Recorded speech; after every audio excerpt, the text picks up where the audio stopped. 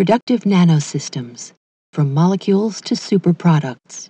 Final production made possible by a challenge grant from Mark Sims and Nanorex Incorporated. Future advances in molecular nanotechnology will enable desktop appliances to manufacture products far better than today's best. The cartridges to the left supply simple raw materials to the machinery inside, here shown in schematic form. Products emerge from the top of this box, which holds the heart of the manufacturing system. Each product is built from beneath, layer by layer, by billions of tiny machines all working together.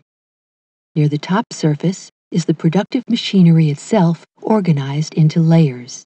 Machines in the lowest layer process molecules into building blocks, passing them upward to machines that assemble them into larger components, and then to machines that add these components to the product. From a millimeter scale, 1 million nanometers, our view zooms in to the 10 nanometer scale. Each box is 1/10 the size of the one before.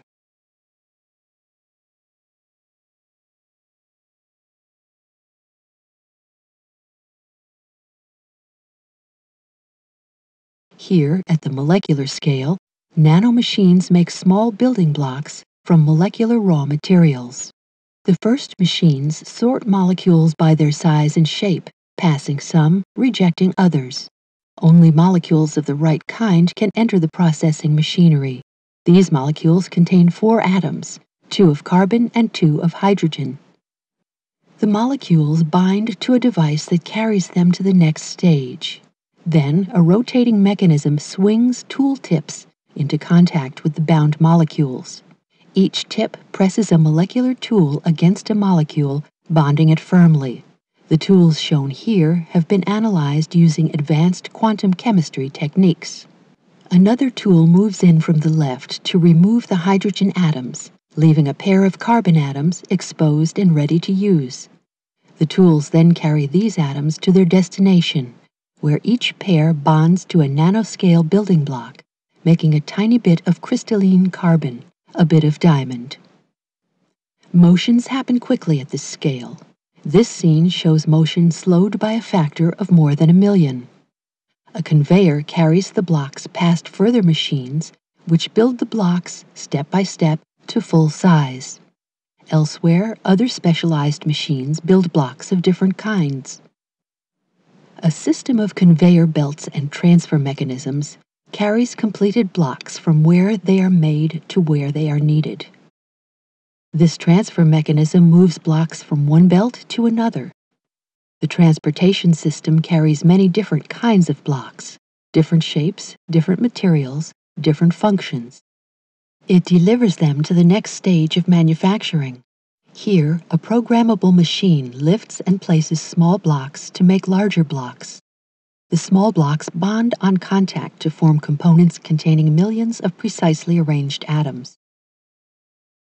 These can be simple structural bricks or intricate components for mechanical and electronic systems. The completed components are delivered to the final assembly stage, where many machines work together to build the final product. Motions at this larger scale are still quick. This scene shows motion slowed by a factor of 10,000. At the base of each machine, a transfer mechanism grabs components and lifts them from a conveyor. Each is flipped around, then carried up to the underside of the product under construction.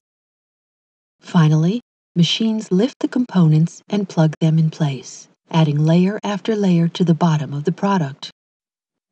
When the last layer is finished and construction is complete, the product is ready to be removed and used. The result of this production run is an atomically precise multiprocessor laptop computer with 1,000,000,000 times more processing power than today's best. The only waste products are warm air and pure water.